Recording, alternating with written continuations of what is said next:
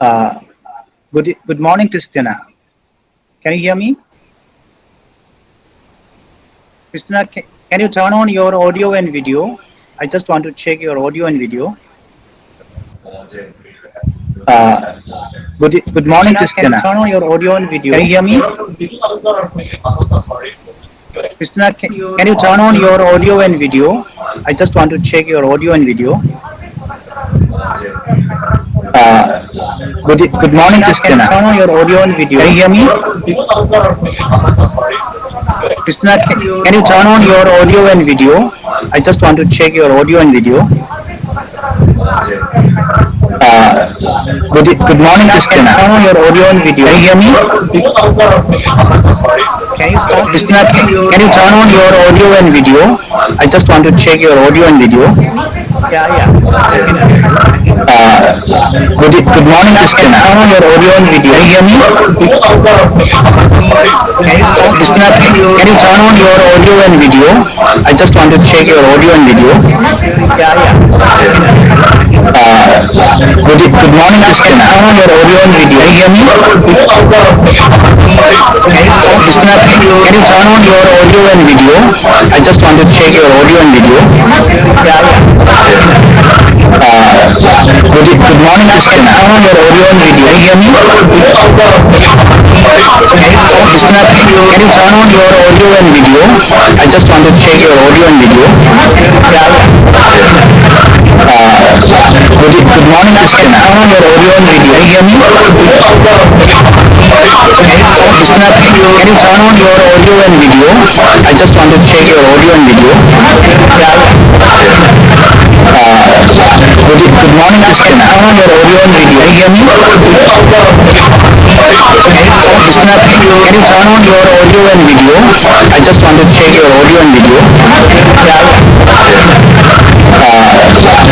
Good morning, Christina, can Christina. you turn on your audio and Can video? you hear me? Can you start Christina, can you speaking? turn on your audio and video? I just want to check your audio and video. Yeah, yeah, I can hear you. Good morning, Christina, Christina. can you turn on your audio and Can video? you hear me? Can you start Christina, can you speaking? turn on your audio and video? I just want to check your audio and video. Yeah, yeah, I can hear you. Good morning, Christina, can Christina. you turn on your audio and Can video? you hear me? Can you start Christina, can you speaking? turn on your audio and video? I just want to check your audio and video. Yeah, yeah, I can hear you.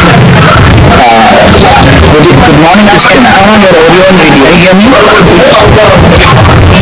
you start Christina, can you turn on speaking? your audio and video? I just want to check your audio and video. Yeah, yeah, I can hear you. Good morning, Christina, Christina. can you turn on your audio and Can you video? hear me? Can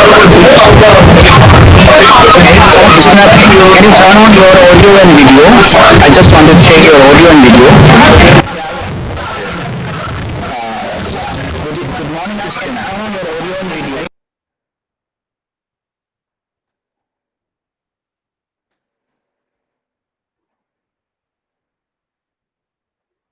Dear participants, please turn off your audio and video. Sanjoy. Hello?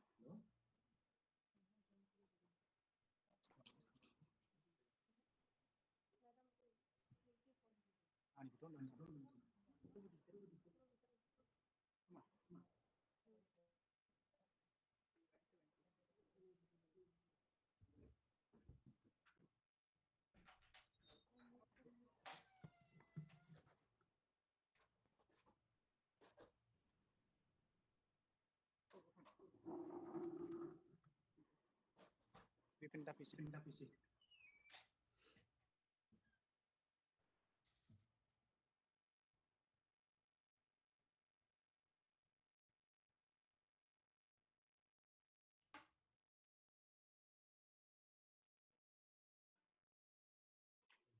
Hello. Now is it echoing?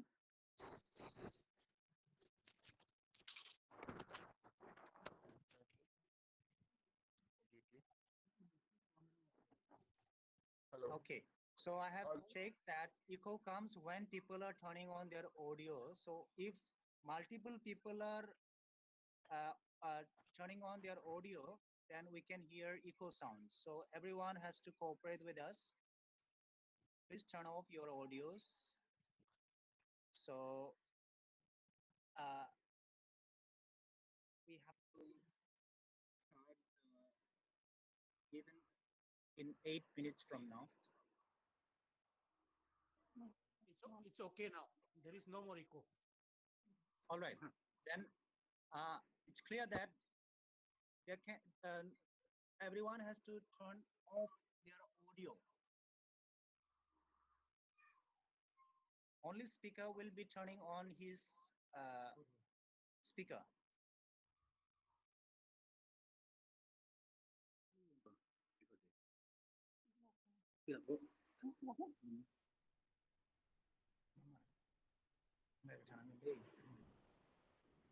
Cái lúc muốn lên thằng nào cũng đang ngồi.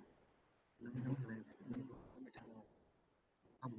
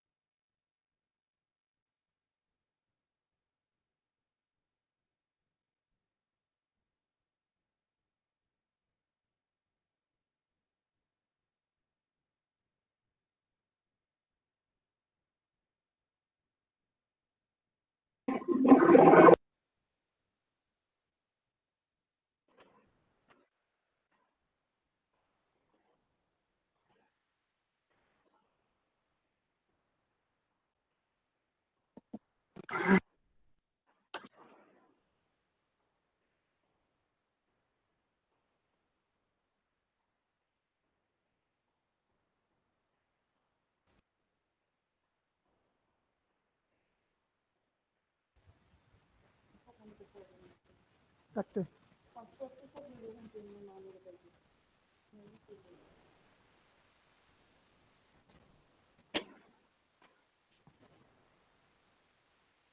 Tapi itu orang di sini.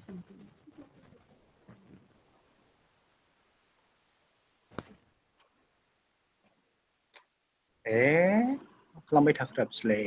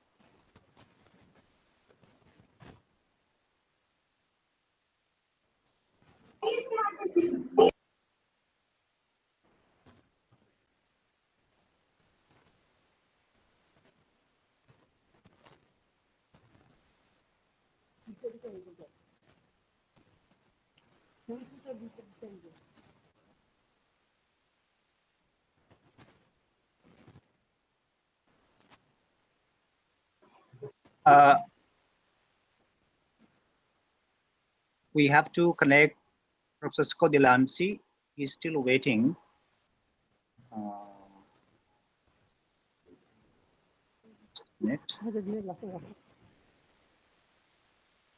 Just a minute. Professor Scott Delancey is yet to connect.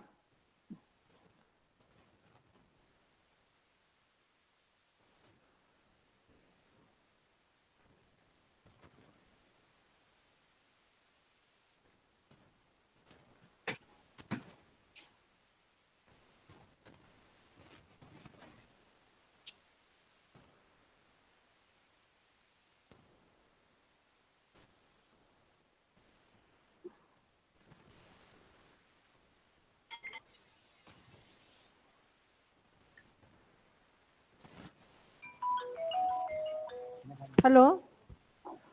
Oh, ma'am. Hello. Huh. Turn off your audio at this moment. Are देखो देब्बो मिथिला सुशांत अंको माने तो tension हो गासे दंनिं बुंसाय एक तो मिथिगो नें र जागायसैलै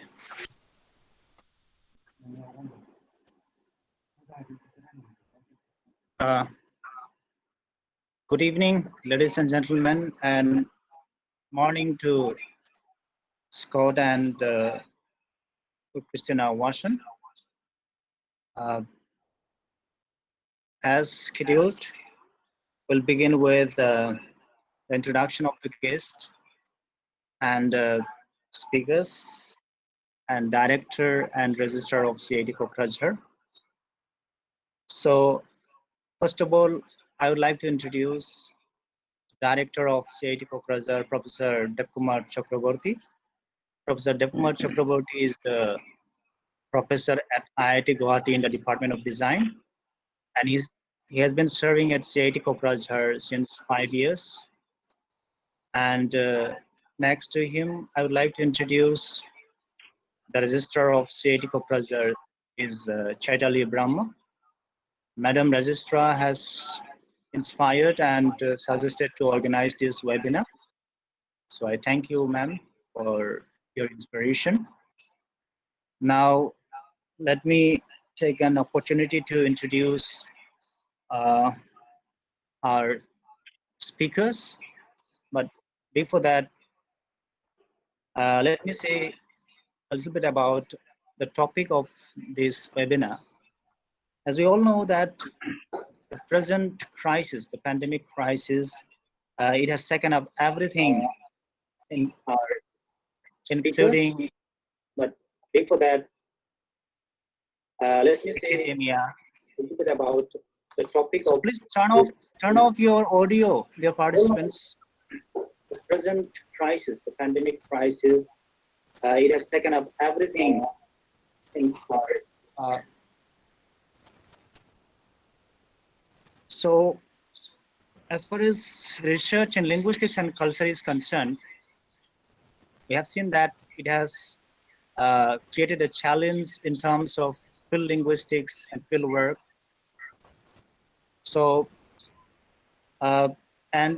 we also know that the traditional conferences, workshops, everything is halted. This is why, as presently, there is a trend going on of organizing webinars or online workshop and seminars. So we have also attempted to organize this webinar. So to discuss the practical issues related to this topic, we have invited our speakers. First of all, let me introduce Professor Scott Delancey. Professor Scott Delancey is a Professor Emeritus of Linguistics at University of Oregon, United States. He's a specialist in Tibeto-Burman languages, especially of Northeast India, Myanmar, and Nepal, and has also published extensively on various topics in linguistic typology, including ergative syntax, evidentiality and myotivity, and verb agreement.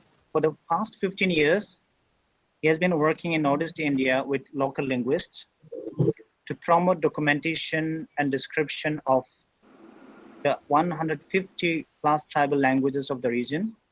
He has lectured and conducted workshops in language description at Guwahati University, Tezpur University, Nehu, Manipur University, Mizoram University, Assam University, and Rajiv Gandhi University.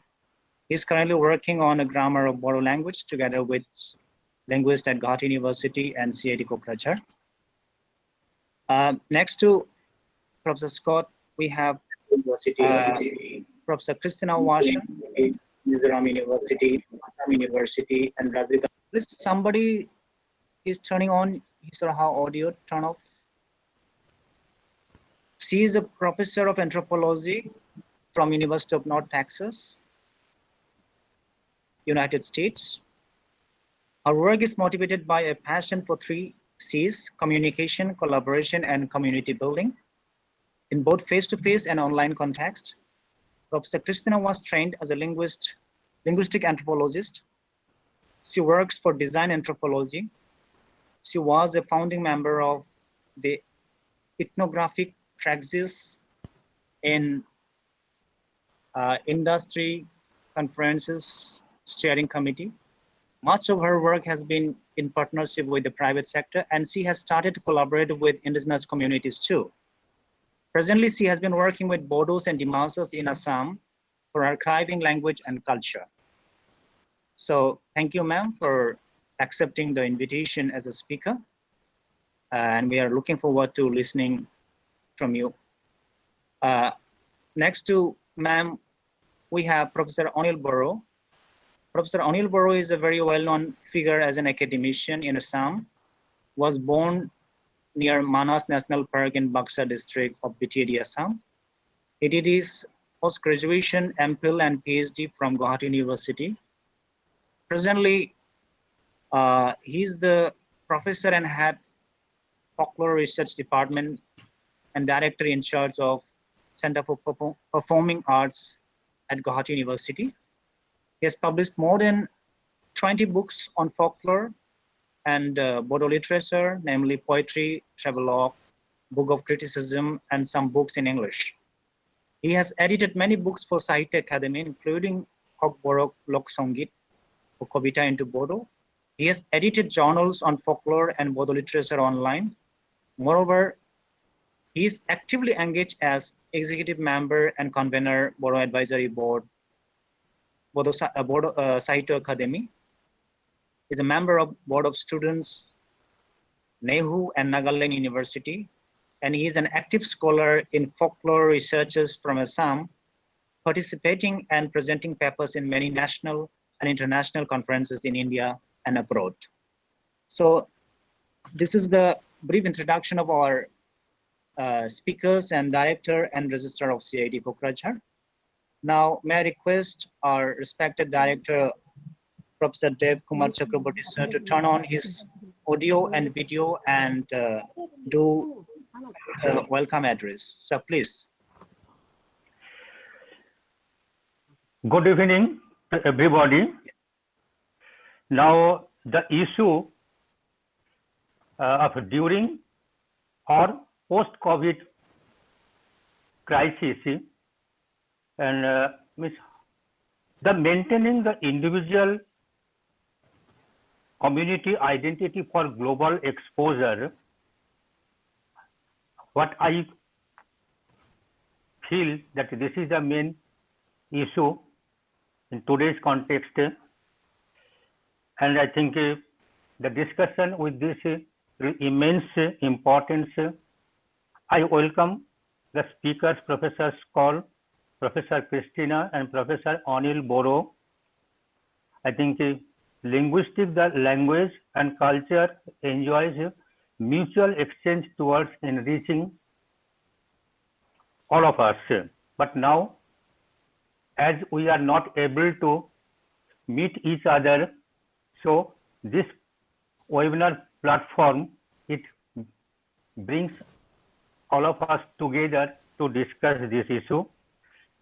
And I congratulate Sri Bihung Brahmo to convene this meeting, this webinar, and also to register CIT Kokrajhar, Mrs. Chaitali Brahmo, to extend all the facilities for this. And I welcome all the participants here, those who will be here, and after this meeting, then I think this will create a good platform for collaboration. So with this, I welcome everybody in today's webinar. Thank you very much.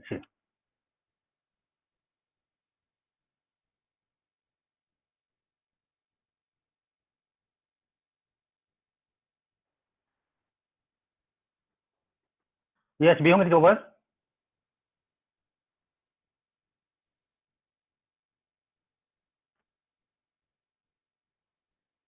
Hello, Bihung, is there any problem?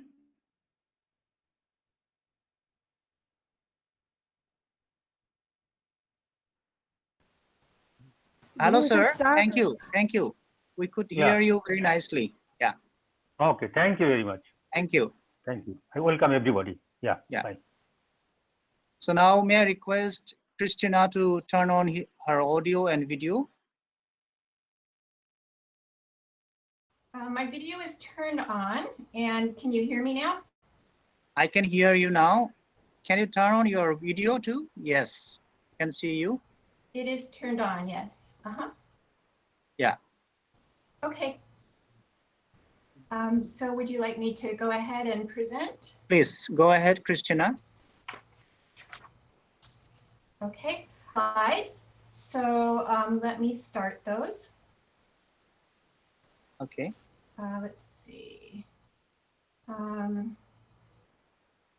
So it looks like someone, Ratul Uzier, is presenting. Oh, there. Okay, now I can.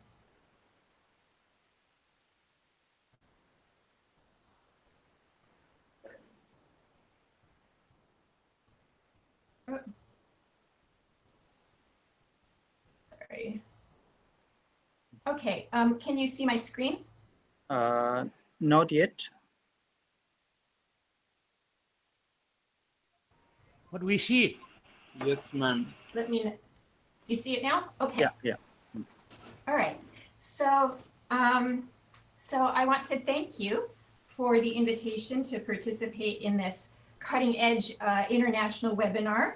I so appreciate having gotten to know Professor Bihung Brahma on my visits to India. And I feel very happy and honored to be working with the Center for Linguistics and Cultural Studies at CIT Kokrajhar. This center is doing, I think, very important work for the Bodo people. I will try not to speak too fast. I know I have a strange American accent, which may be hard for you to understand. And also, of course, there may be issues with the internet connection. So I will talk about the challenge of doing anthropology research during and after COVID. So at a basic level, what COVID means for researchers is that we have to stay home. So we can only interact virtually with email or WhatsApp or Google Meet or whatever. And even before COVID, since I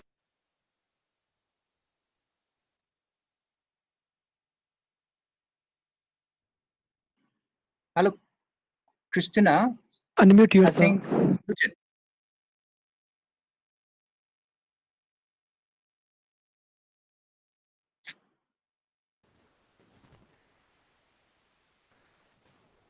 Hello, presenter. Unmute yourself.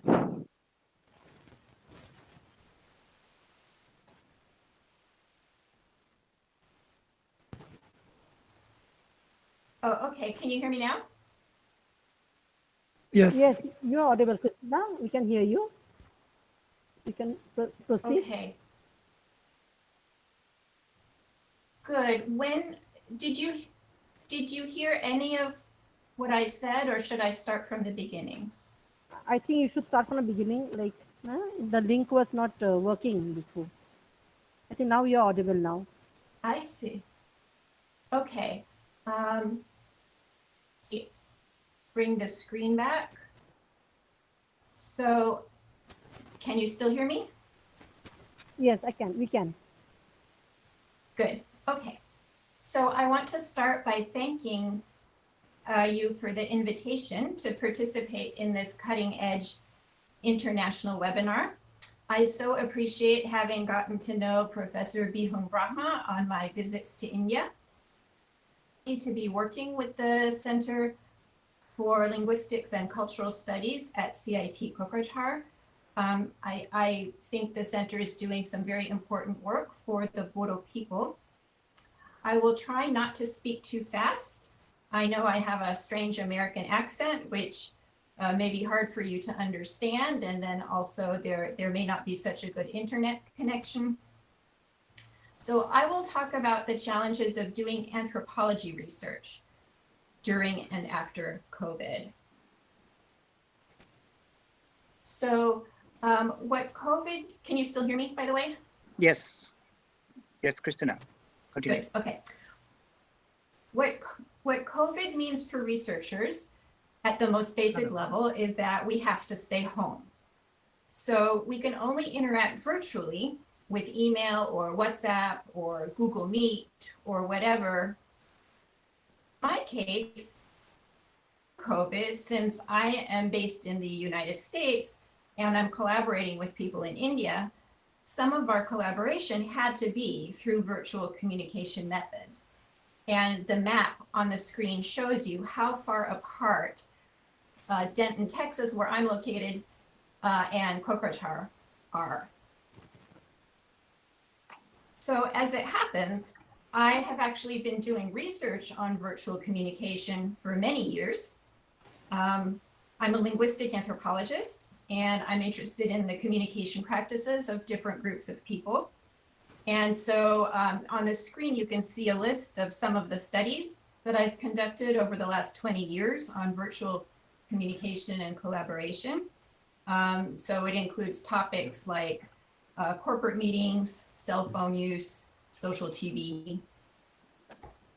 And I've also done work on virtual pedagogy. So in the educational context, to lead the development of my university's online master's program in anthropology, which was the first online master's program in anthropology in the United States.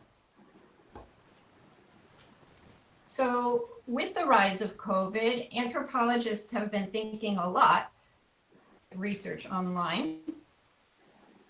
Giving you here two links, some very large and thorough sets of resources that have been collected. The picture on the right shows you just a few of the topics that are addressed in these resources, like using photo voice, diaries, reviews, things like that. And I would be happy, excuse me, happy to share my slides with you if you would like to get these links. I'm going to focus on an example of my own research. So for the last few years, I and my research assistants have been collaborating with Bodo scholars as well as members of several other indigenous communities in Assam and Manipur. And I'll use this case study to show how this kind of long distance collaboration weaves together face-to-face activities and virtual activities. So face-to-face visits are invaluable for getting to know people, for developing ideas and plans through longer conversations with them, and for allowing me and my RAs to be exposed to Bodo culture. Virtual communication is harder, workable. So the focus of our collaboration is on archives for indigenous communities. So I'm talking about online archives. Of course, in earlier times, archives were physical buildings, brick and mortar buildings with actual like paper and artifacts in them. Now we are more focused on online storage of information. everybody reaches for their cell phone way to get information. So, so that kind of has come together, the development of the internet has come together with concerns that many or maybe all indigenous communities around the world have, that they are starting to lose their, or aspects of their language and culture due to modernization and globalization and other kind of pressures to adopt like other languages and cultures. So archives can be one tool to help communities preserve and revitalize their language and culture. So the research started with a face-to-face trip to Northeast India. I went along with 2 research assistants, and on that trip we visited 4 communities, the Bodo and the Dimasa in Assam, and the Lamkang and Anal in Manipur. And our research questions were very exploratory and basic at that time. They included things like whether community members thought an archive might be useful to their communities, and if there was interest, whether they would like to initiate long-term collaborative relationships. And it turned out that there was interest. And here are some of the common things that people told us in our interviews. So one was that they really wanted language and culture materials about their communities to be available online. And they said that at that point, there really wasn't that much information that was available online. Like there could be a lot more. A lot of people also expressed concern about the loss of traditional knowledge due to the passing of older generations. And then a third kind of comment that we heard was that many people felt that their communities were not very well known around the world, and that maybe the archive could be a way to raise their visibility. And they had many ideas of what they might like to see in an archive, including dictionaries, histories, verbal art, animations for children, publications of literature societies, and also maybe the archive could become sort of a hub. Christina? Yes, Christina? yes. Some are saying Yes. that your slides are not seen, but I can see that. Oh. But others are kind of writing to me, they're not being able to see the slides. Yeah. Anyway, you carry on. Yeah. Yeah, I'd be happy to. I sent you the slide, so it's fine if you Yeah. would like Anyway, to put those. we can see some of us. We can see Yeah. that. No issues. You can continue. Okay.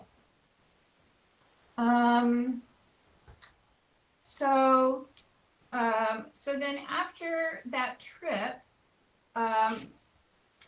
we shifted to a virtual mode of collaboration during 2019. So during 2019, we mainly communicated by email and WhatsApp to start to plan this new community-based archive. The Bodo and Dimasa communities were ready to move forward most quickly. So we worked most closely with them. And a first decision that we made was to use Mukurtu, listing platform designed for Indigenous cultural and linguistic heritage. It has many advantages. It's free and open source. It's already used by many tribes in North America and Australia. Community-based. So the way it's set up, decisions are made by community members and not by outside groups. So in fall of 2019, my research assistant and I developed a prototype of an archive. So using Mukurtu, we started to set it up for a Bodo and Dimasa Indigenous Heritage platform. You can see a screenshot there of the home page if you can see my slides. So this is just a starting point. Christina. Yeah, we can see that. Oh, good. Good. So then in 2020, into a face-to-face mode of collaboration, in February, my research assistant Shannon Cronin and I visited both the Bodo and Dimasa communities. In Bodoland, we were invited to stay at CIT Kokrajhar, and we were invited to give this workshop on community-based archiving. Other activities that we engaged in while we were there was that we continued to explore future directions for the archive with the Center for Linguistics and Cultural Studies at CIT Kokrajhar. We continued to meet more people and get to know more people who might be interested in participating in the project. Training in how to be a curator, and you can see in the picture, Shannon is working with and Prafula Basmatri there. And we continued, Shannon and I continued to learn about Bodo culture. After this trip, our collaboration shifted back to a virtual long distance mode. And this is also where COVID started. So we had to be long distance for many, we had to be virtual for many reasons. So this summer, I taught a new course that I just invented called Analysis and the Segue to Design. It's an advanced level master's course. And as a project, I had the students analyze the field notes from the trip that Shannon and I made in February, and then develop recommendations based on that trip. They are working on the final report. It will be ready in about a week. And I will, if you contact me, I will be happy to share it with you. Give you a preview. Here is a picture of a model that we have developed. So there's, by the way, there's some loud noise that I'm hearing. Maybe someone needs to be on mute. I don't know. So here's a preview of the model that we developed. We came to think of the archive as having a core of technology, meaning like the Mokritu platform and the content that would be uploaded to that platform, things like videos, photos, literature. 3 social layers around. So first, there's the curators and managers who manage the archive. Then there are a variety of different user groups, and they could be doing 2 kinds of things. They could be accessing materials that are in the archive, adding more materials to the archive, so creating and uploading materials. There's a circle about how the archive sits in the broader community, and that relates to things like the community's pride in their heritage and wish to continue it and continue knowledge about it. It also has to do with organizations that can support the archive in various ways. So there will be more than this in the report, but that's just a preview of students are thinking about this. And then as we move forward, hopefully eventually we will get to a post-COVID place. But meanwhile, in terms of our distance collaboration, we will continue to work on customizing the archive and putting content on it. Eventually, hopefully, when we are allowed to, we can also make further visits to India for more intensive planning and mutual learning. So that is what I have to say. And if you want it, here is my email address and my website address for more information, for the opportunity to present to you. Thank you, ma'am. Thank you for your wonderful lecture and experience which you have shared from your last visit in India. And I'm very thankful that you have been talking to and discussing with your students regarding your last trip. And we have a WhatsApp group, I know that. So we are connected to your students too. So anyway, discussions will be there after the talk, after Scott's talk. So get ready. Thank you, ma'am. Great, thank you. Now, our next speaker will be Professor Anil Barrow, sir. So I request sir to turn on his audio and video. Yeah. Okay, sir. Okay. All right. So So could you show my slides? just a minute, sir.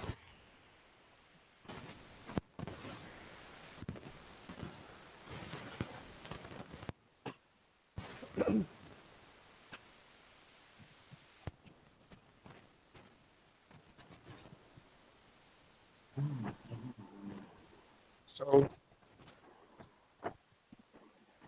Wait, sir. Just a minute. Okay. could I start? Yeah. Yeah, go on, sir. You can start. Yeah. Yeah. Good evening. Yeah. Good evening, the speakers and the participants. I'll be speaking on the challenges of field research in folklore and folk culture during COVID pandemic.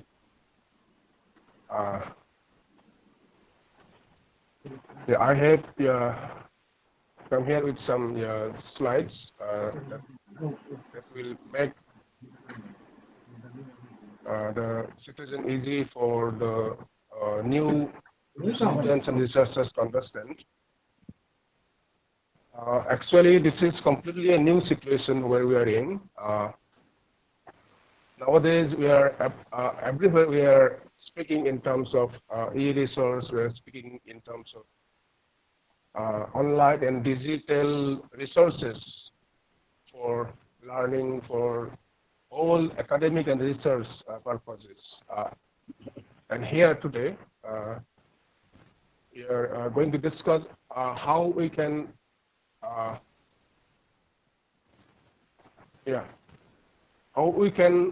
we have to shift to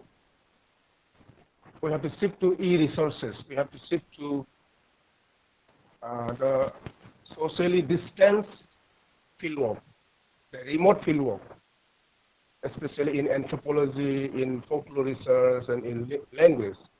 And I'll be speaking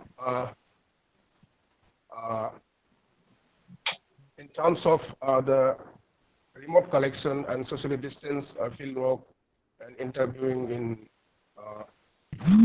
folklore. So this is the pandemic situation where the social distance and lockdown is the order of the day. All the educational institutions are closed. All the research institutions are closed. And in India, it started a bit late. It started maybe in the last week of March, the lockdown started in the last week of March, maybe. And since then, all the education institutions are closed, and in some areas like Mumbai, the education institutions were closed even before that. And since then, we are expecting when our educational institutions will reopen, when our research activities will start again, because after the outbreak of corona pandemic and after the declaration of lockdown, all the academic activities, all the research activities have been completely shut off. So now we are looking for the new ways of field study, field collection. We are looking for new ways of academic activities, how we can keep on our academic activities, how we can keep on our research activities. The PowerPoint is not on, so I have to carry on. This is the pandemic situation. The challenges, we have the lockdown, we have this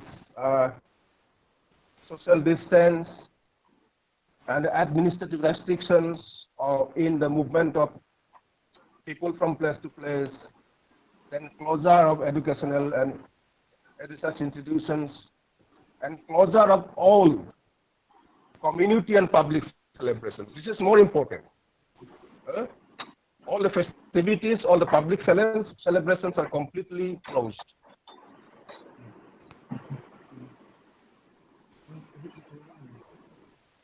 Yeah. So, not only in India, all over the world, and if you look at the different websites of the folklore institutes and universities of America, you'll see the long list of disruption and cancellation of different activities, folklore activities, disruption of folk arts activities, different celebrations. And in India also we see, in Assam, especially in Assam, the cancellation of public celebration of the Bihu, then different functions. Till today we have seen the cancellation of these different public celebrations. Then how can our field workers, how can our researchers go to the field and collect data when the actual celebrations are not there? How we can collect field data in the absence of the celebrations, in the absence of the public celebrations and community festivals? So I have brought some experiences from the American institutions, folklore institutions, American folklore universities, where the folklore institutes and folklore, the different universities have responded to this pandemic situation. How the institutes have created some funds, created some bodies, created some funds for supporting the artisans, affected artists, the affected people in India also. We are not much organized in that way, but we also acted in that way. Our government and our people also acted in that way to support the affected artisans, affected performers who could not perform during the days of the pandemic. The folk artists, the performers, the Julia performers, and different puppeteers and different performers who could not perform, and they're sitting completely idle at home. And they are not in a position to live their lives. So we need to support them economically. We need to support them by providing some assistance. So different organizations, different institutions in America took the lead. And here in India, we don't see organized effort, but anyway, the government and different organizations took the role, the positive role.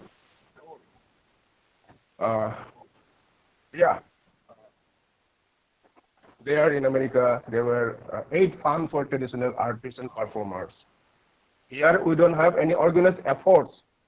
But till then, our government came forward, our people came forward to support the artisans in crisis during the period of the pandemic. And now we come to the field work.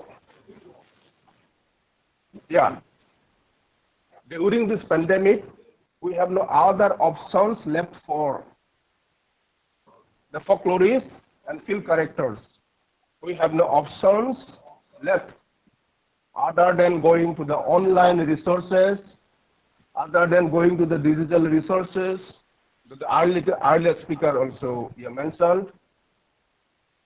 Then we have no other options than to keep in contact with our collaborators, our informants in the field with the help of the telephone and via email. And the next option is remote and socially distanced collecting. This is the most important, remote and socially distanced collecting. And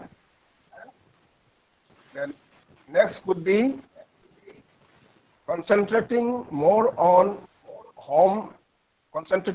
library and desk work. If we have already some collected material, some collected video, collected audio, collected field data, then we can keep on working on the decks. It can be possible only when we have already started some amount of our fieldwork already. And I have given you a list of some e-resources to which our young folklorists can go for collecting. And then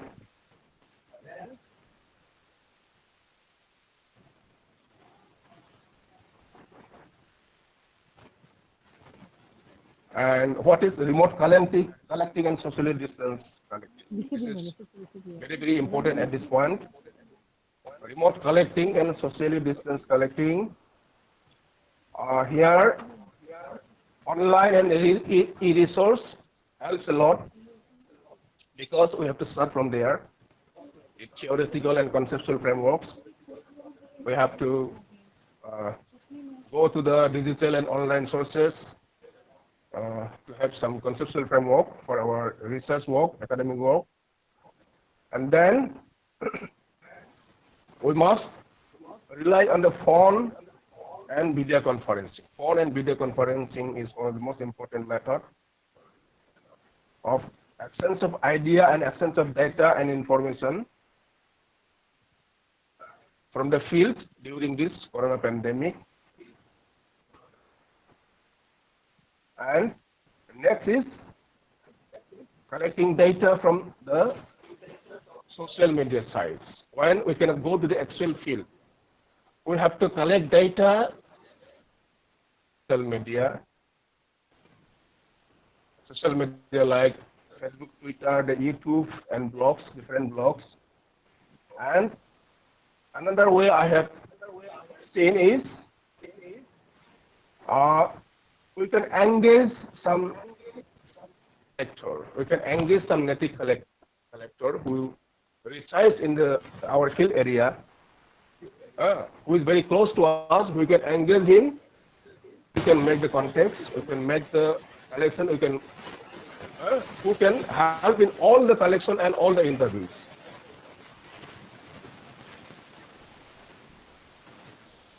And how to proceed in this socially distanced fieldwork and interview. Socially distanced fieldwork and interviewing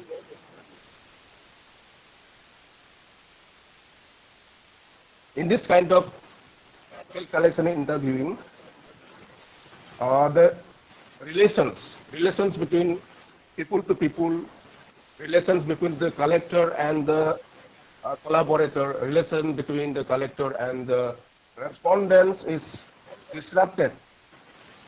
And the opportunity to learn through interview and personal interview and document folklore data is very low. But in this situation, we can solve the problem by taking the shift from physical world of unmasked faces, gestures, and shapes and hugs, to distance collecting from telephone. Telephone is the most important equipment. Distance collecting through telephone, web-based video, communication, and email. And of course, there can be no substitute for physical participation out in the field, but the human beings as creative tool users can connect and find co-presence using whatever means by looking each other that's called the Skype screen. The Skype has been the most important tool that has been used for many years. Nowadays, so many new techniques have come up, and now we are in the virtual world. We are face to face with the virtual world. The digital technology for participant observation and interview, and collectors like Patrick Gray have shown the way, and who has said, virtual presence allows me to be there. It is a virtual presence that allows me to be there, if not physically, perhaps temporarily.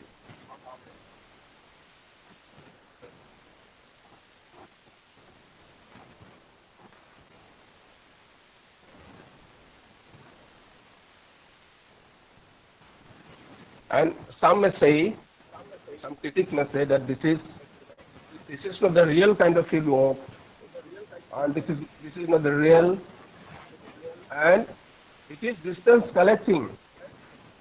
So like streaming platform, this is distance collecting from live streaming platforms. Some people may say this is not reliable, but this is the only way now.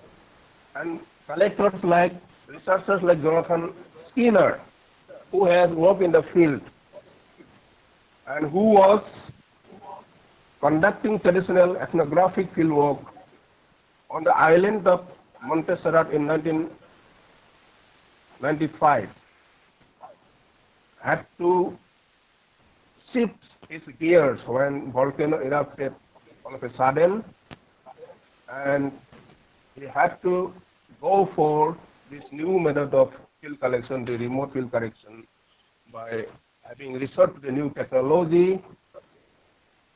So he says that field is the site and field is the flow. So we have to look for the new methods. We have to look for the substitutes. And during this time of the pandemic, the e-resources will definitely do our support from the telephone and e-communication will definitely work. But along with this, we have to work on already collected data. We can be busy in our library and desk work, reading and editing, checking and cross-checking data. We can be busy with our computer lab work, reading and rechecking the data. We can be busy with our draft chapters, editing, checking and cross-checking. And we can be busy with our field notes and field diaries, reading with pleasure to refresh field memory so that some left out points come in. And during this time, we can keep communicating with our collaborators in the field and keep our context fresh. Yeah, there are lots of criticisms for this socially distanced field work.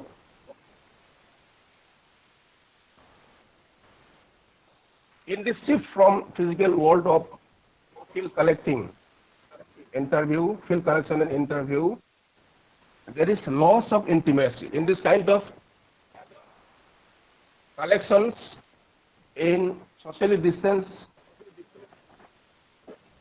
in this socially distanced field collection and interview, we cannot maintain close interaction with the collaborator, close interaction with our respondents in the field, because this is created by this new situation, and there is complete absence of close touch with the people, the collaborator in the field, of being togetherness. And that is why some anthropologists may say that this is not the real field work. But we are really helpless in this new situation.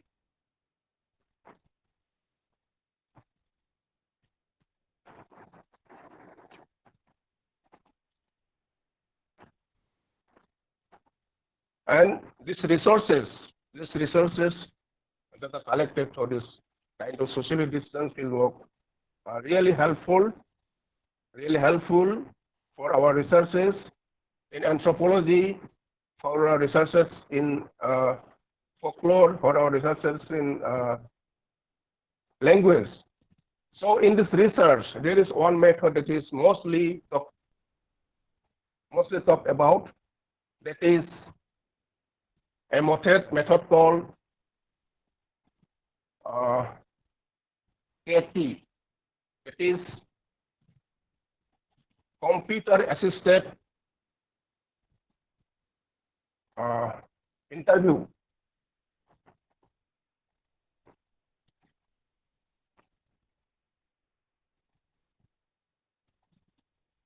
Computer-assisted telephonic interview. It is a method of telephonic interview which is assisted by the computer. This is not a very simple kind of interview. This is an computer-generated, automation-generated kind of interview, and this may be a kind of great help for remote collecting, maybe a great help for socially distanced interview, because it enables even discussion, even interaction between interviewers, researcher, and respondent and collaborator. It makes it easy for the respondent and collaborator to understand the context and nature of question. Enables the phone-in interview sessions, which is as good as the face-to-face interview. Here, our field partner, collaborator, who lives in remote rural area with limited resource to internet, limited resource to Wi-Fi, may easily help us by providing data, providing interview. So this has proved to be very important method. But there are some ways in which this kind of technique has to be used. This is phone interview requires stamina, and there may be interruption of network. We should be very, very cautious and aware of this. And interview time should not be very long, and we should take prior permission from the respondent, and we should use some videos for some key concepts, and we should have prior practice session. And anyway, this help us in working from home. This help us in taking interview from wherever we are. So this is the best option. This is the only alternative. This is the only substitute during the corona time. But corona time or no corona, we have to collect the data. Because without collecting the data, we cannot complete our research. But here, I would like to conclude with experiences from my own area, experiences from my own folklore research, mostly the experience of my scholars, experience of my students. One experience is the experience of our students, postgraduate students, MPhil students, who have to complete their work within maybe 1 year, maybe 1.5 years, maybe 2 years. So they have just a brief field work. After the examination is over, they have to go to the field, collect some field data, and submit their field report. So because of this outbreak of corona pandemic, all of a sudden, this process has been completely halted. So we have seen that our students were in great problem. So we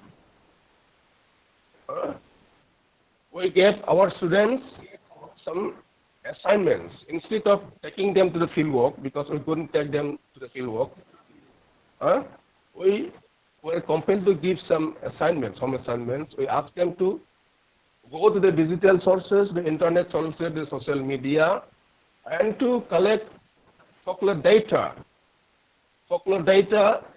local folklore data, or maybe national and international folklore data related to the corona pandemic and its impact on the folk life, the Assamese folk life, their community folk life, and to prepare a report on this. So our students collected data, and many of the American universities, many of the American folklore institutes also undertook some projects like this. Some projects, some survey projects. So we engaged our students to collect data like this, and now our students, during the last 2 or 3 months, they have collected data, prepared the report, and completed their assignment, and have almost submitted their report.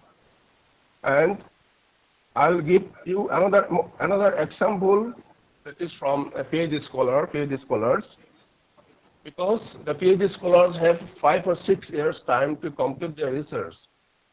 But there are some scholars who have already completed 3 years, 4 years, or 5 years, but they could not complete their fieldwork. So what to do?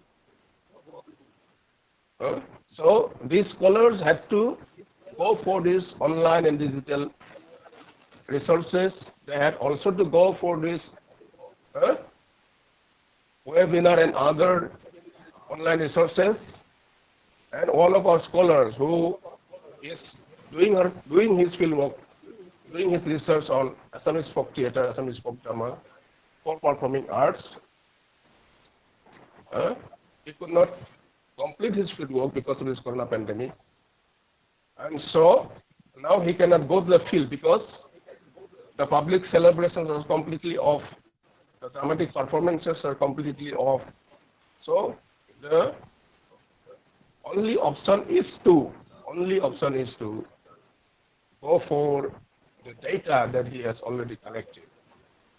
And lucky enough that he has maybe 10 to 12 hours of video collection of the video performance at that dramatic form.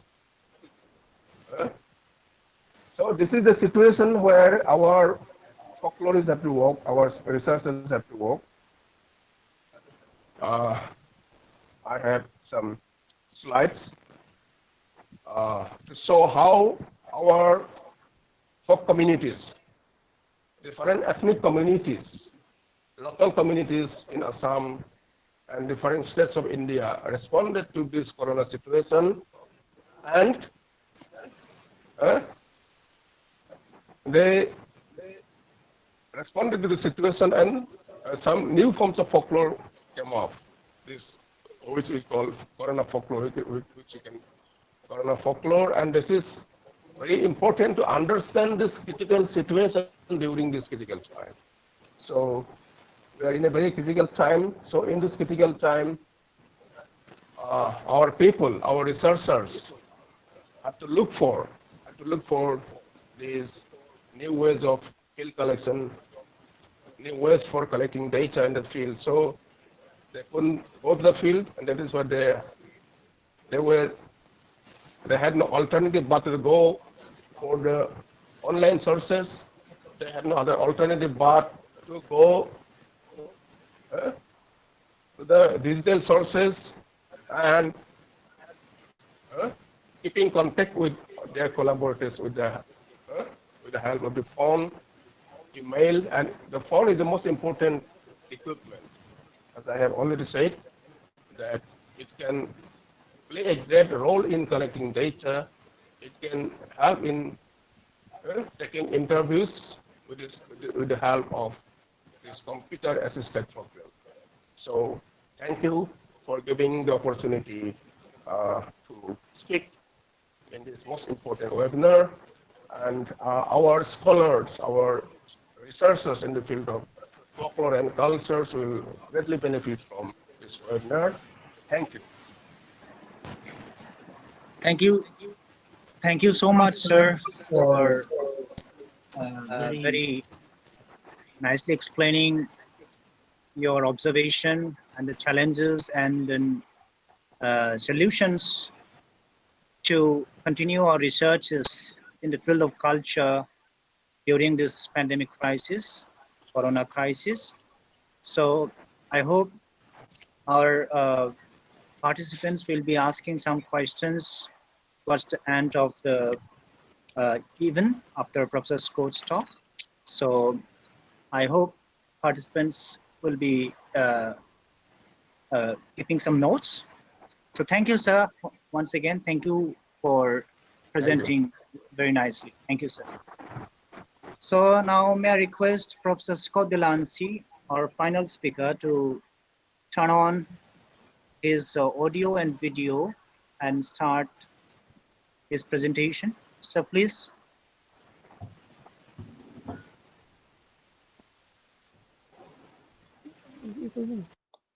Scott, sir? Hey, am I here now?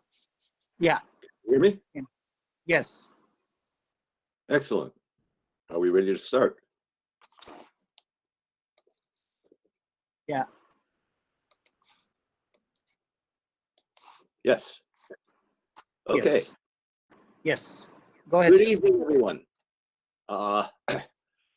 Normally when I start a talk, I would say it's so wonderful to see you all, but I don't really see you all except for these little thumbnails down the side of the screen.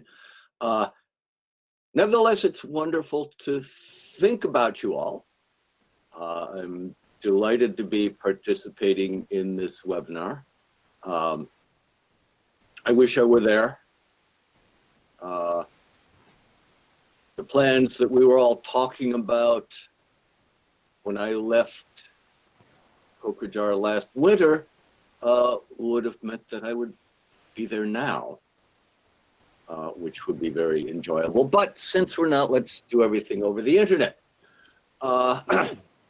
So our topic today, challenges of linguistic research under the COVID emergency.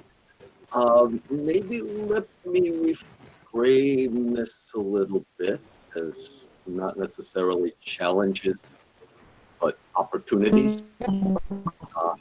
If you read the news and read people talking about, oh, how are we going to recover from this?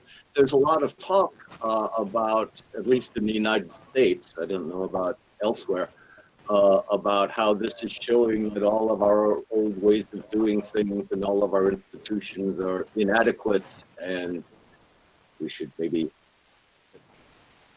start over and reconceive some things. I want to suggest some ways of reconceptualizing descriptive linguistic research. And what I'm going to be sort of pushing here is the idea of a fully community-based collaborative descriptive linguistics. Historically, linguistics has been kind of a colonialist, descriptive linguistics, that is. It's been kind of a colonial enterprise, and we can do better. And maybe the COVID crisis will help to push us a little bit in the right direction. And what I want to advocate here is building up community-based research projects such that the research doesn't stop when the so-called researcher, and in my notes I have quotation marks around that, goes home for whatever purpose. Linguistics in general, especially theoretical linguistics, is one of those sciences where what the specialists are doing is completely inaccessible to the outside world, right? Anyone here who has studied linguistics remembers the first holiday you go home from university and try and explain to your old grandma what it is you're doing, and it doesn't work because she doesn't understand about phrase structure rules and she doesn't care, and so on. But for descriptive linguistics, there's a very strong commonality of interest between the linguist and the community. Let's face it, any language on which we're doing descriptive linguistics now is potentially an endangered language. It's a language which is spoken by a minority community. It's a language where the community themselves have a lot of interest in documentation, in learning about the language. We need to push harder to be working together on this. So the old, what I call the colonial extraction model of fieldwork. This is the model where the colonialist from a colonial country, say for example, me from the United States,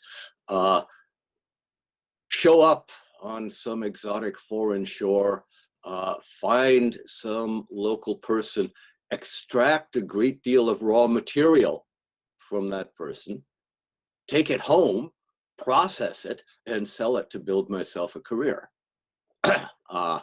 Exactly the same way that we would, colonialists will exploit another country by taking their teak or their minerals or what have you. And of course, all the wealth in our field, wealth is really prestige and career advancement, but that all comes to me because I took all of the data home and worked it.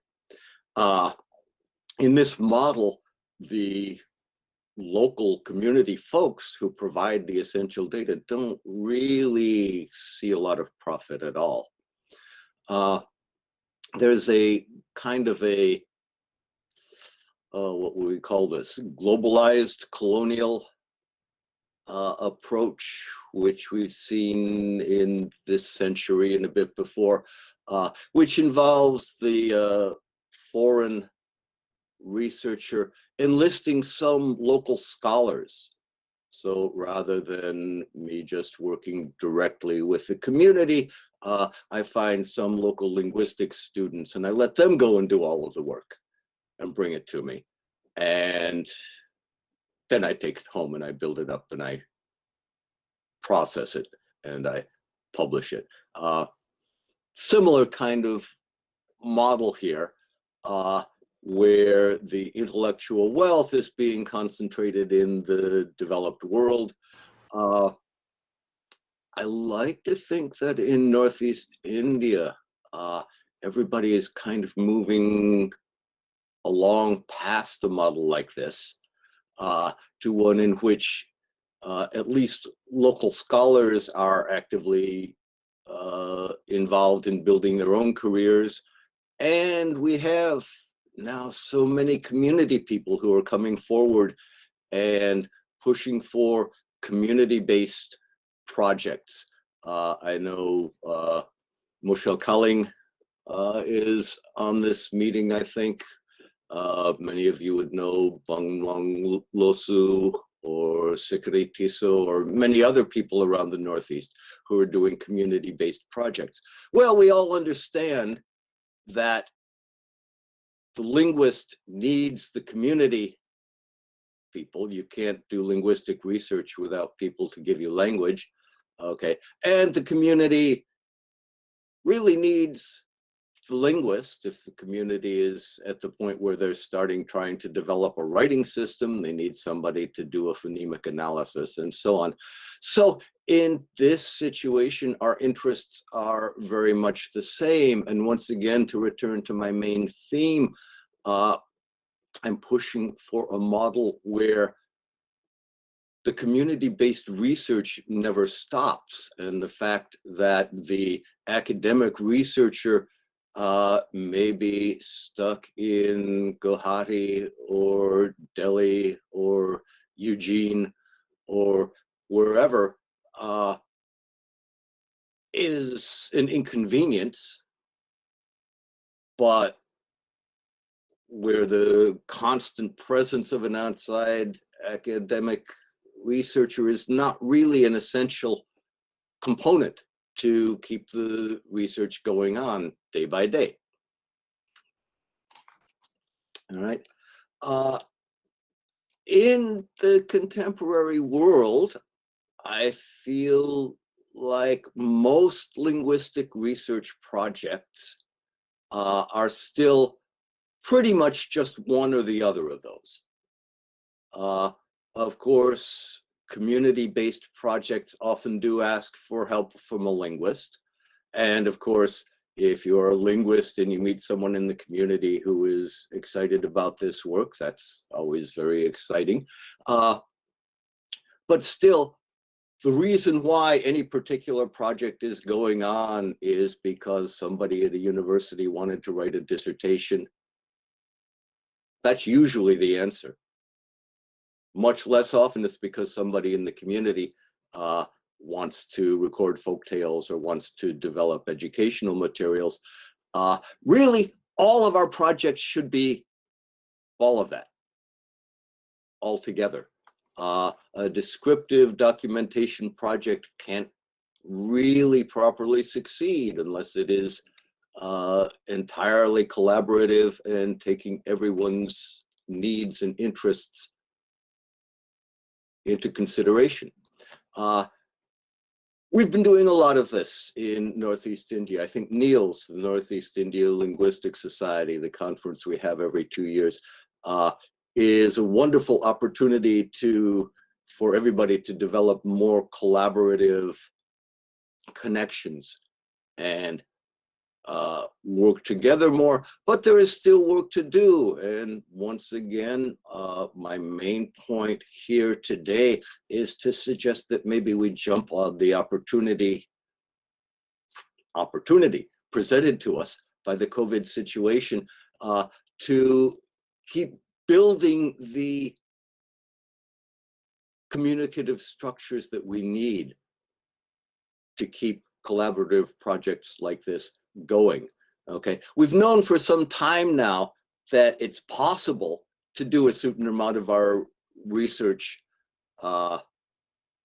distantly, and I'm 71 years old. I'm not going to sit here and try and tell all you young people about the wonders of technology and what you can do with Facebook and what you can do with Instagram and what you can do with your phone, because you know that better than I do, I hope.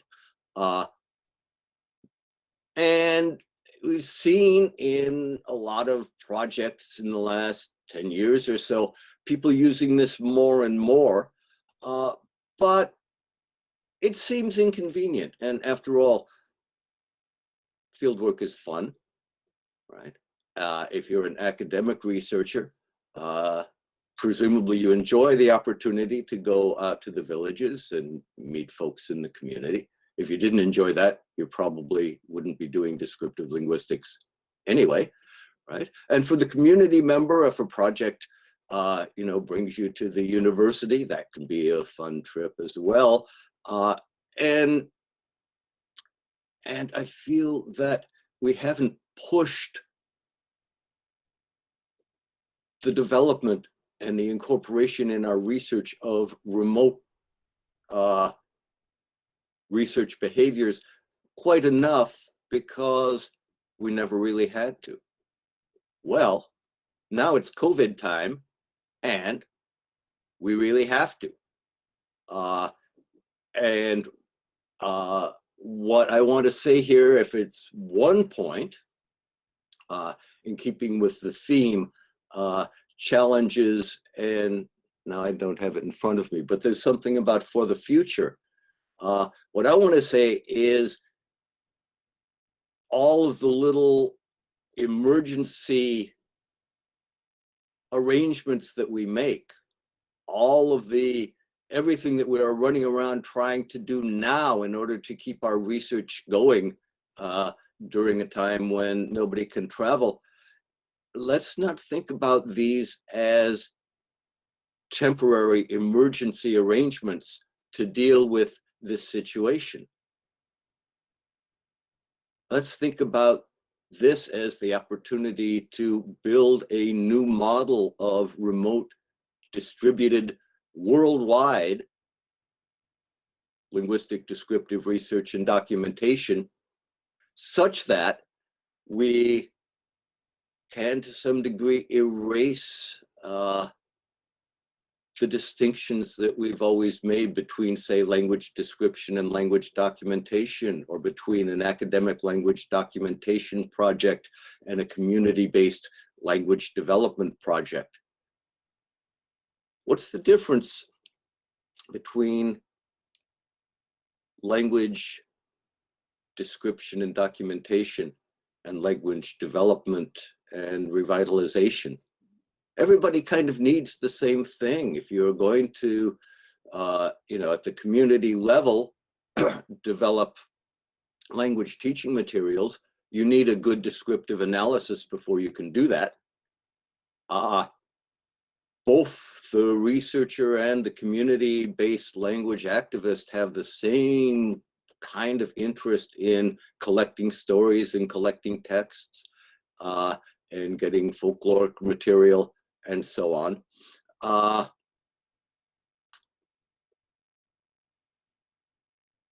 And time is running short, and I guess we are going to need some time for conversation. So let me just say one more time. Sir, please. What I want. You can continue. You can continue for another 10-15 minutes. 10-15 minutes. Yeah. Well, on the other hand, I don't know if I have 15 minutes left. Okay. You can at least take 10 minutes at least. Okay, let me see what I can do. Yeah, please do that. Yeah. Right. So our whole vocabulary for talking about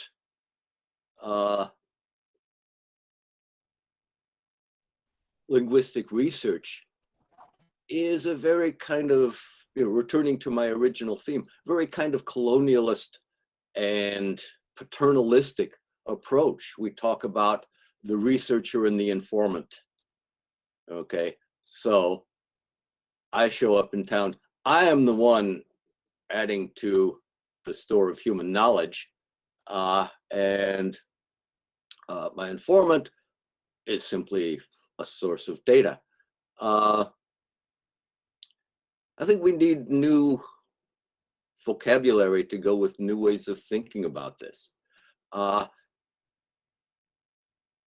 Even when we talk about researcher and informant, again, the point I've been making over and over, there is no research without the informant, right? There is no way to do linguistic research unless somebody can tell you forms from the language. Okay, so this dyad is always a partnership. It's always collaborative research. Even in the old fully colonialist story that we told, what's actually going on was always a collaboration. And if you look at the work of the old classic linguists, Boas, Maspero, and those folks, they absolutely were working together with and collaborating with their local people. I'd like to see us talk instead about, say, the academic partner and the community partner, or partners, in any descriptive linguistic research. And of course, when partners are working together, everybody has to benefit. And in fact, when you form a partnership, one of the things that you do at the very beginning is to sit down and work out how everybody is going to benefit, what everybody is going to contribute to the partnership, and what everybody is going to take away. From now on, this is the only way that anyone should, or really that we can, do descriptive linguistic research. Okay. Coming to our current COVID-affected situation, if the linguist can't go to the community, if the academic partner can't show up, well, then the community partners are going to have to take on the load. Now, you would ask yourself, why would they do that? And the answer is, you take on the load if you're getting some benefit out of it. So what is the community getting? If I'm talking to you, the academic partner here, what is your community getting out of your project that would make them eager to keep working at it while you're not around? Right? If you don't have an obvious answer to that, you might start thinking about it, because your project should have a component like that. And if it doesn't, you need to be thinking about it. Okay. Thinking about the community partners here. If you are working with somebody, if you are not yourself a university student, but you're working with someone from the university on some kind of a project, well, what are you getting out of it? What is your community getting out of this? If there is a positive answer to that, then you know what you can continue to be doing during COVID. And it doesn't depend on having the academic present. If you don't know the answer to that, maybe you and your academic partner should be talking more and making what's going on more of a partnership and less of a colonial extraction operation. Okay, I'm sorry, but at this point, I am out of words. So perhaps we can move to discussion. Okay.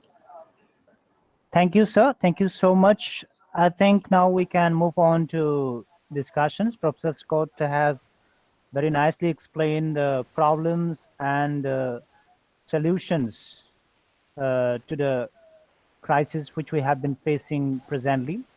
It's very important for the young scholars and for the scholars who are facing troubles for the field work and other kind of researches.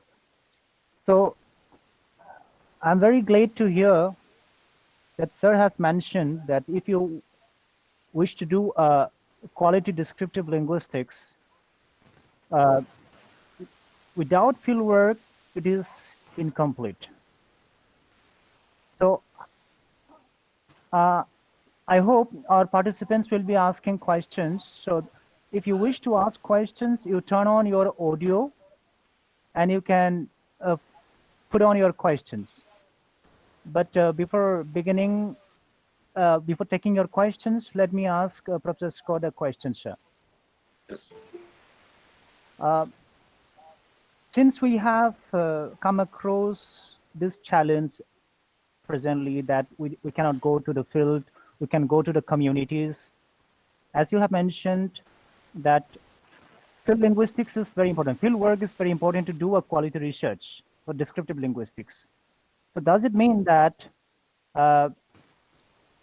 will that affect our quality of research?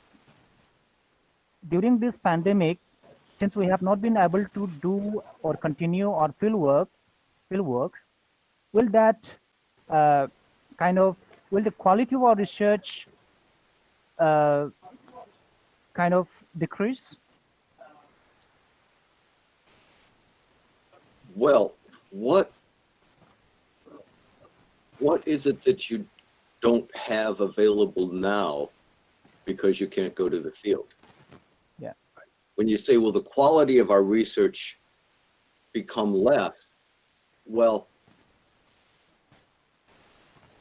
what I have just been talking about is the idea that you should have partners in the community who you have trained enough that they can produce quality recordings, for example.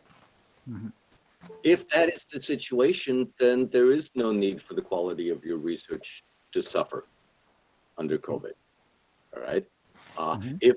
If the people who you work with in the community can gather data that is of research quality, right? In the modern world, that means it's on your desk in 5 minutes.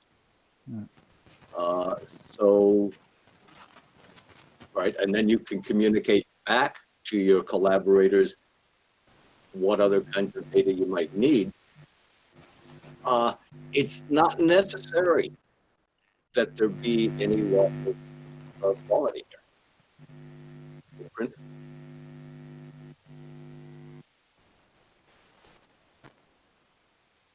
Does that answer your question?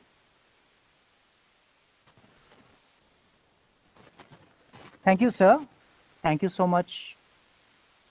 Thank you for your answer. Now, may I request our other participants to ask questions? If somebody has a question, you just turn on your microphone and you can start asking.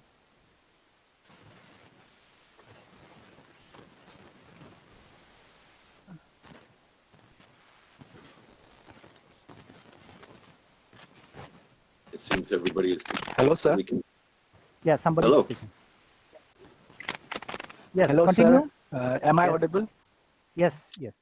Sir, this is a question for the Anil Barrow, sir. Professor Anil Barrow, sir. So, Anil Barrow, sir, Yes, please yes, for turn on.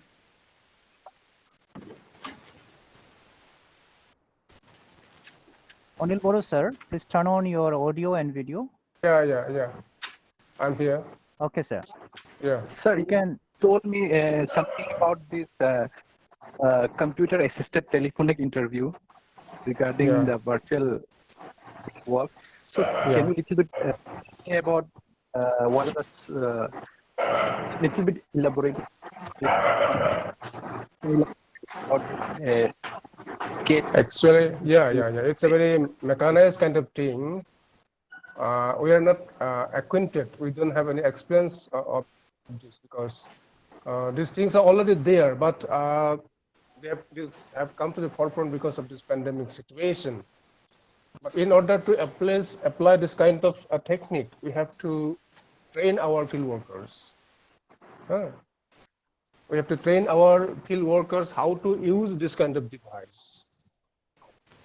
It is basically it is a telephone, but it is assisted by the computer-generated device. Suppose you give some response, you give some a response to some company call, then they automatically the computer-generated replies come, and then the next you have to do something like this. It sort of goes on like this, and your collaborator in the field,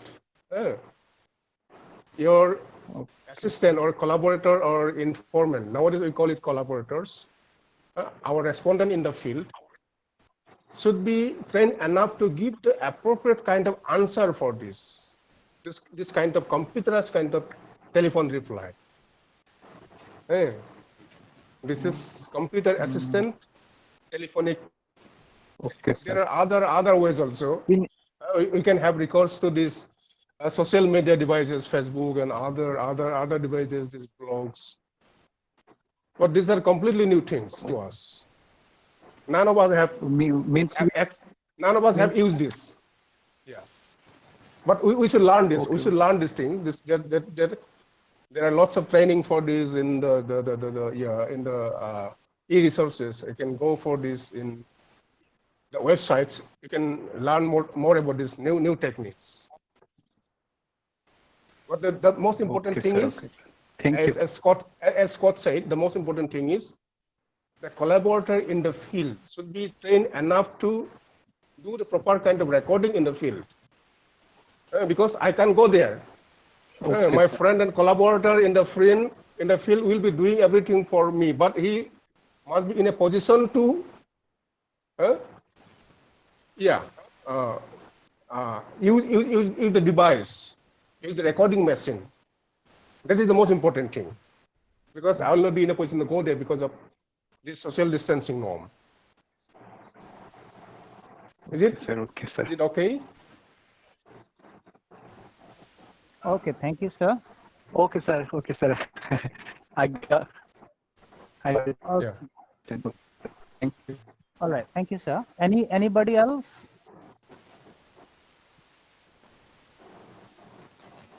Anybody else out there? Okay. So I have a question from Monali Longmailai. Can I read out that question? I hope it is a common question to all the presenters, and hopefully all of you will try to answer this question.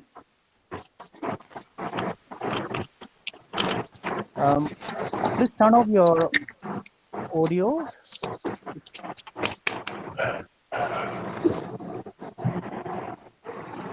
Okay. Or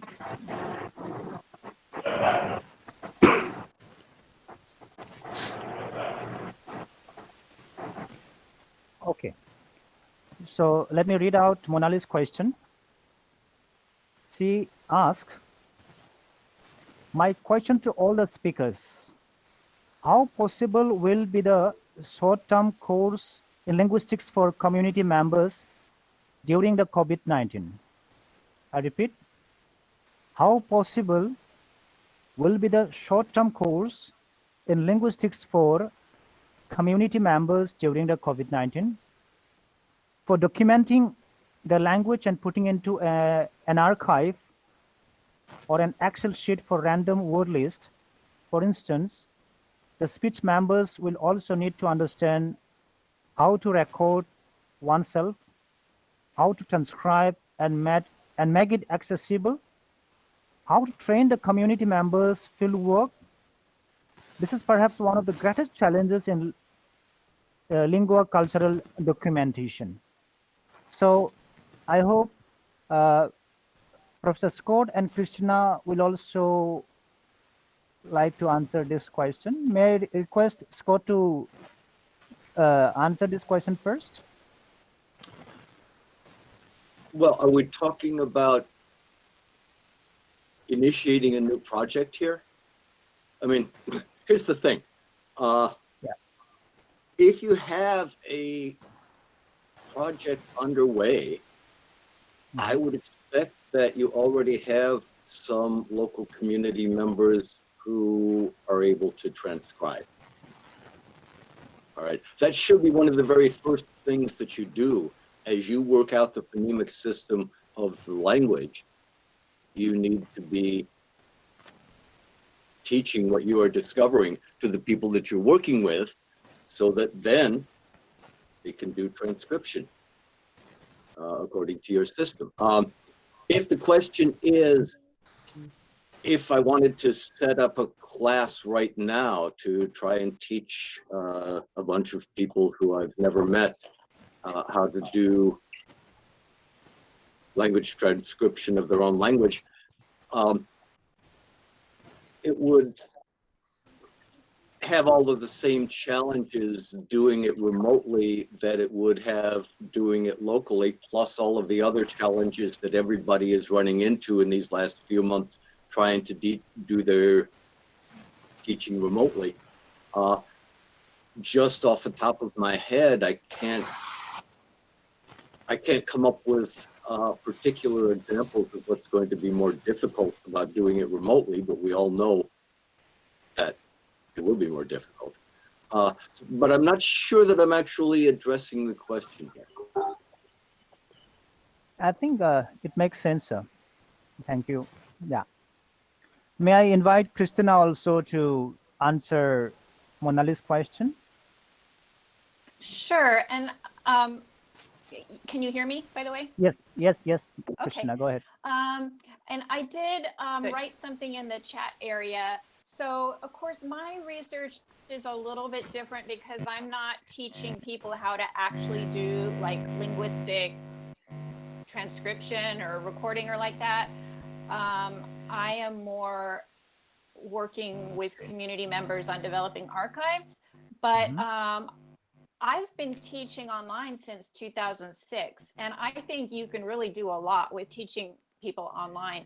And so, in fact, next week I'm about to do, so I'm working with this community in Canada. It's one of the kokrajhar communities, and they're developing an archive, and I'm like a consultant to them. And I was originally supposed to fly there and do like spend some time with them teaching the So there's like local researchers, like students that were training to be researchers, and that was going to be face-to-face, but now I'm going to do the training online using Zoom or whatever. But I feel confident that it will work out fine, and so we've been having meetings, every few weeks for a long time by Zoom, and so I feel like it is possible to do a lot of teaching by Zoom. Obviously, it's more cumbersome. It's still possible. All right, Christina. Yes, it is possible, but if we talk about teaching the community members, it is not that easy even with the Zoom, because there are so many places in the remote villages where we cannot have even electricity or the internet connection. So this is again another challenge. Yeah. So we don't know if we cannot go to the field, and if we cannot have our internet connection and all, even this system is a failure. This solution is also kind of challenging, right? So we need to think about it. I have a question. All right. Just following Bhimanda's question. Yeah. To Scott sir. Okay. Sir, we were never prepared for this kind of situation, right? So neither. Hello? Excuse me, can you tell me your name? Sulochana. Sulochana. Okay, go ahead. Yeah, so we were never prepared for this kind of situation, and neither all of us are so much equipped technically, right? Especially, I must say, northeastern. Northeastern. This one, scholars or students. So, and all of us may not have such reliable collaborator from the community also.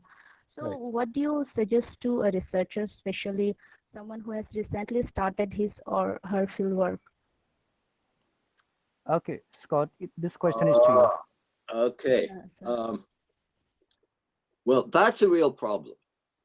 And it's the one I kind of avoided talking about, although I believe both the other speakers addressed it more. If your situation is that now you're at the point in your academic career where you're supposed to go out and do field work for your dissertation or whatever, and you don't have anything started, I'm not sure I have any helpful suggestions about how to start a project remotely. I mean, obviously the first thing you always have to do is go to the community and meet some people and try and promote some interest in the project. I don't know how I would do that remotely. Was that your question? Yes, sir.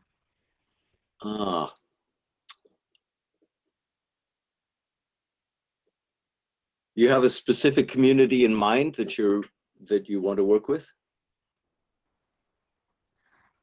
Yes, sir. I have.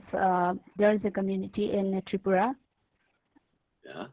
Kokrajhar language, sir. So okay. I thought of starting some field work there, but I couldn't.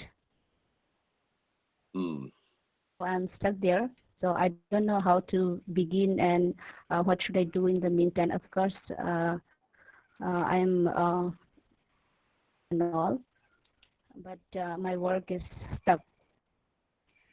So I don't know when I can resume it.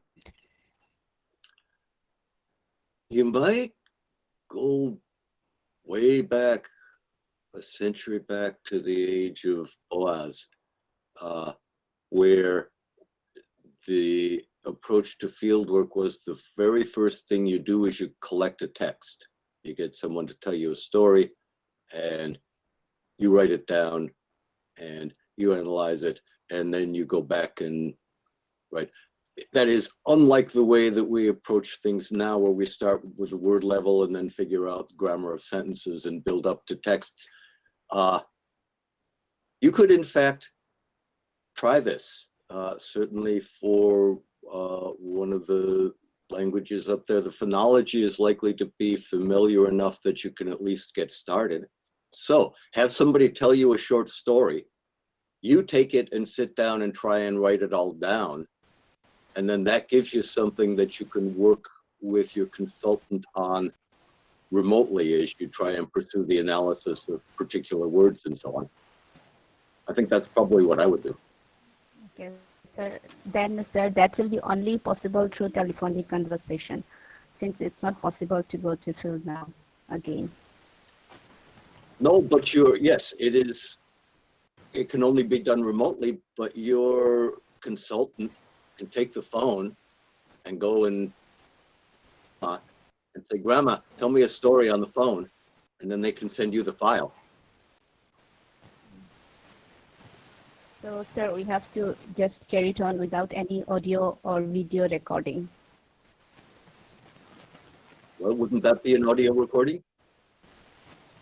I mean, it's not going to be very good quality. You can't do good instrumental phonetic analysis of that. But even if you just have a file that you can now play on your laptop, you can,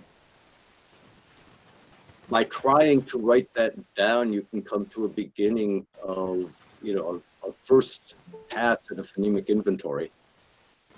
And then, can your consultant Skype at all? I mean, can you, and then you can take the analysis you've got and connect remotely with your consultant and try and work through it and see if they, right, so you say, well, so I've written this word down this way and I would pronounce that this way. What do you think?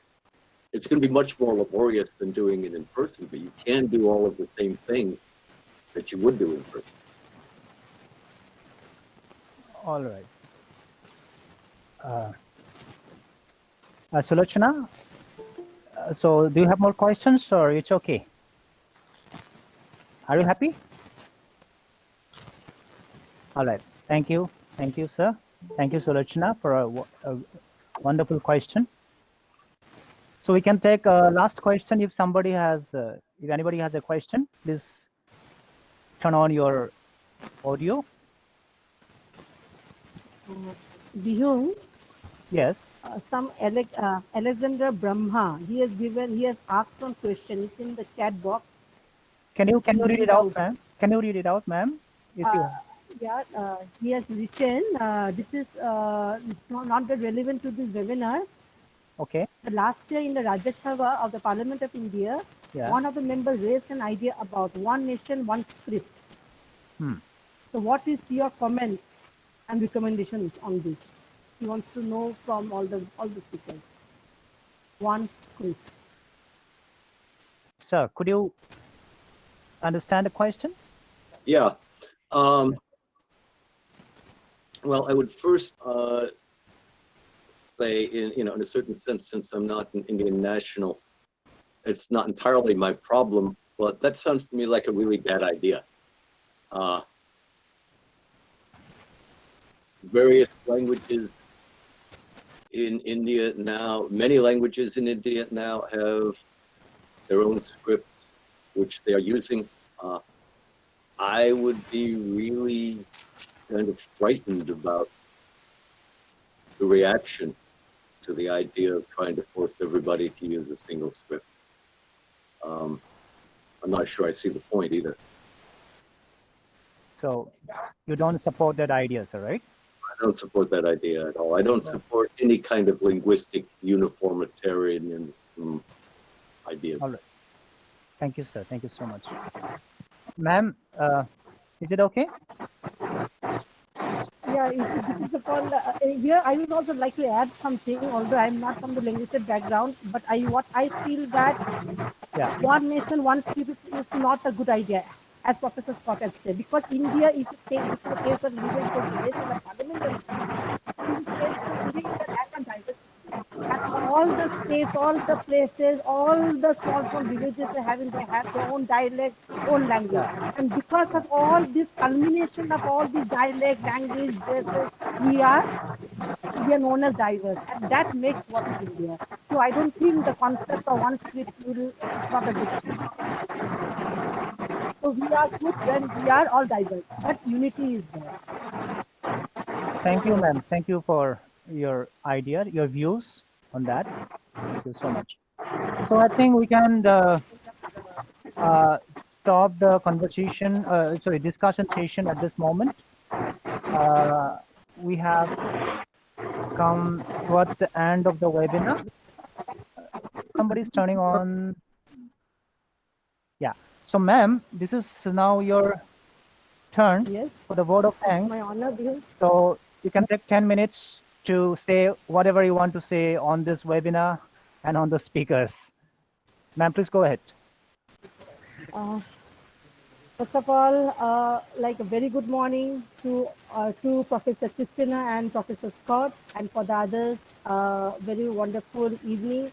And since it's quite late and most of you have come from work also, and I'm very thankful to all the participants who has been stuck on this even though it is late now and almost dinner time for most of the Indians out here.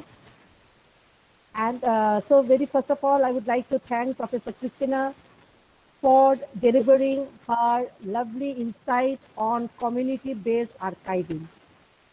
Archiving of for the indigenous community, and moreover she has shared her experience on about a virtual collaboration with the Boros and the Dimatars.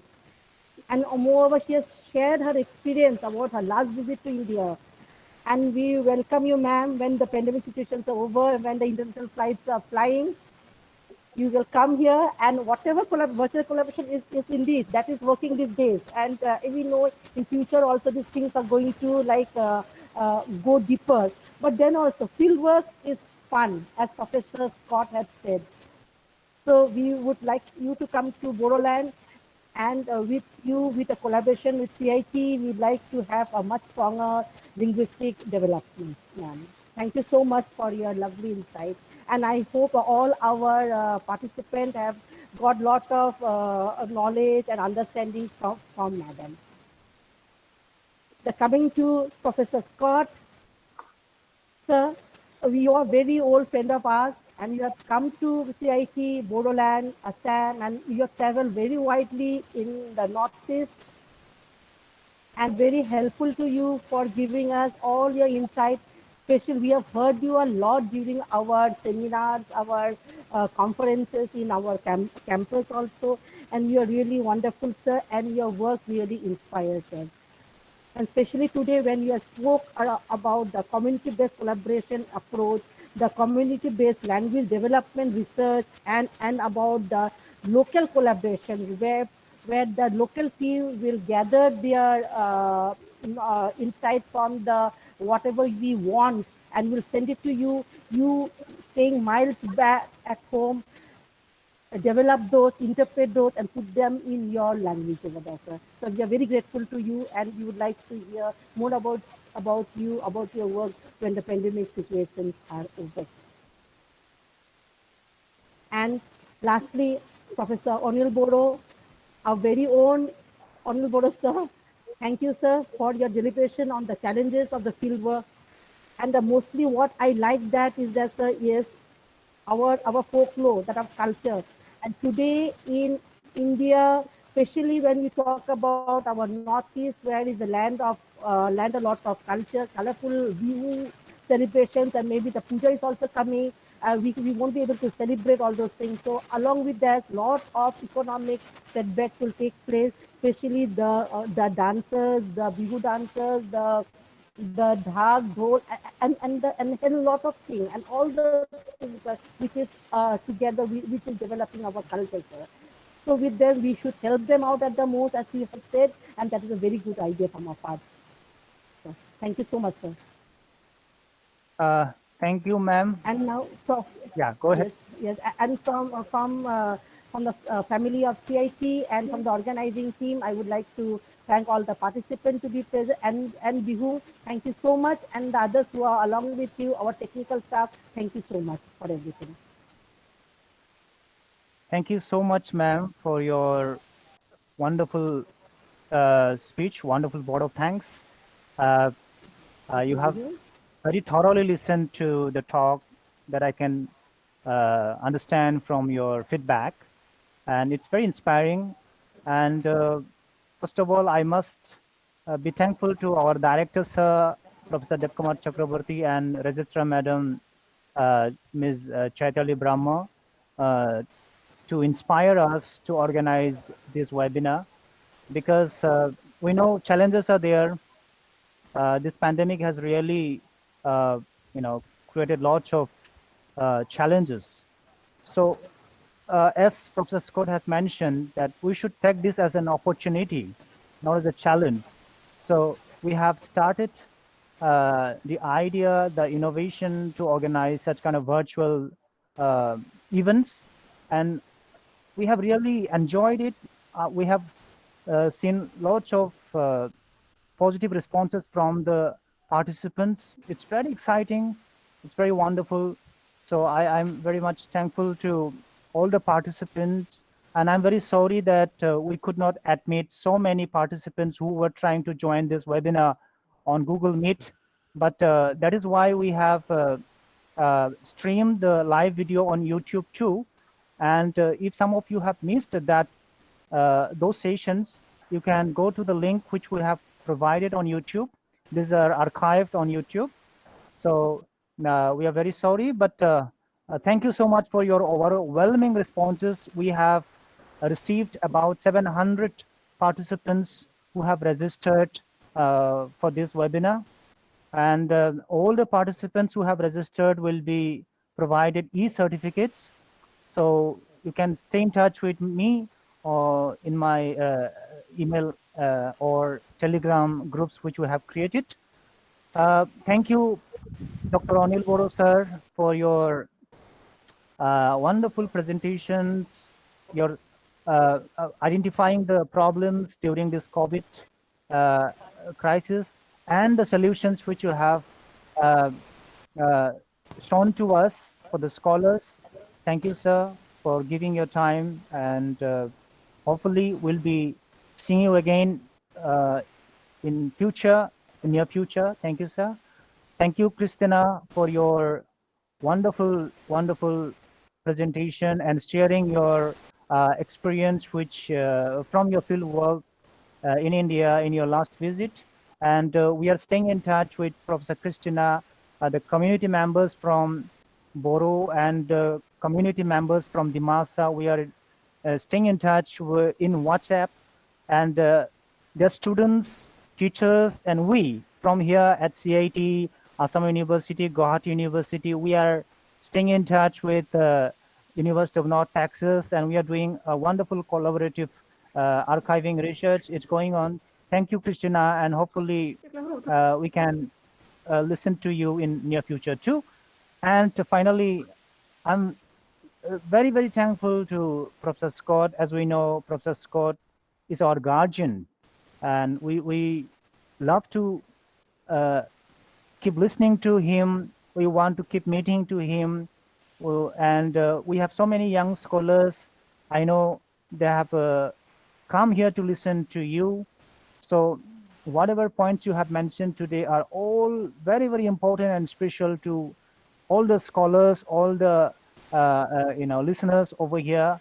And hopefully on the points which you have mentioned, there will be again discussions later on Facebook, or maybe on other media, maybe on email, etc.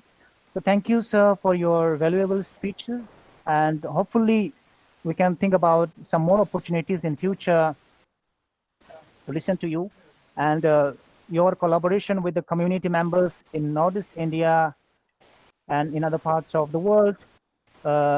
Hope it will continue, and this COVID cannot stop us. We have started with this webinar and will be continuing in future too. So thank you, dear participants, for your overwhelming responses. Thank you so much. And sorry for all the inconveniences which we have. Thank you. Thank you. Thank you. Thank you so much. Yes, no matter. Thank you. Thank you, sir. You. Thank you. Thank you. Thank you. So Thanks bye, for inviting us. everyone. Thank you. Yeah, thank you. Bye Bye-bye. Thank you, sir. Thank you. Thank you. Thank you. Thank you, everybody. Thank you very much. Thank you, sir. Thank you, sir. Thank you. Thank you, sir. Thank you so much. Thank you. Thank you. Thank you so much, everybody. It has been a wonderful time spending with you people. Thank you, Bihum. Thank you. And I must thank my organizing team. I forgot to mention my fellow convener, Mr. Sanjeev Narzari, my colleague, who is from Computer Science and Engineering. He has been the technical advisor of this webinar, and it has been successful convener because of Mr. Sanjeev Narzari. And I would like to thank JDH Bochumachari, my colleague, who has been constantly staying in touch with me. Then I have my colleague, Mr. Pranab Kumar Singh, who has been constantly helping me from his room. Then I have my other colleagues, Dr. Gunajit Sharma, and then Kaushik Barman, Dr. Kaushik Barman, Dr. Gunajit Sharma. Then I'm thankful to our advisors of the organizing committee, our head of the Department of Humanities and Social Sciences Department, Dr. Tanushree Nayak Madam. Thank you. And I would like to thank our colleague, one of the advisors of this webinar, Professor Pradeep Brahmachari sir, for your cooperation. So thank you. And thank you, Mr. Bipin, who has been a very active technical assistant of this webinar. And thank you, everybody. Thank you. Thank you. Thank you so much. So that's all. Good night. Bye. Good night. Good night, sir. Yeah. Thank you. Good night. Good night.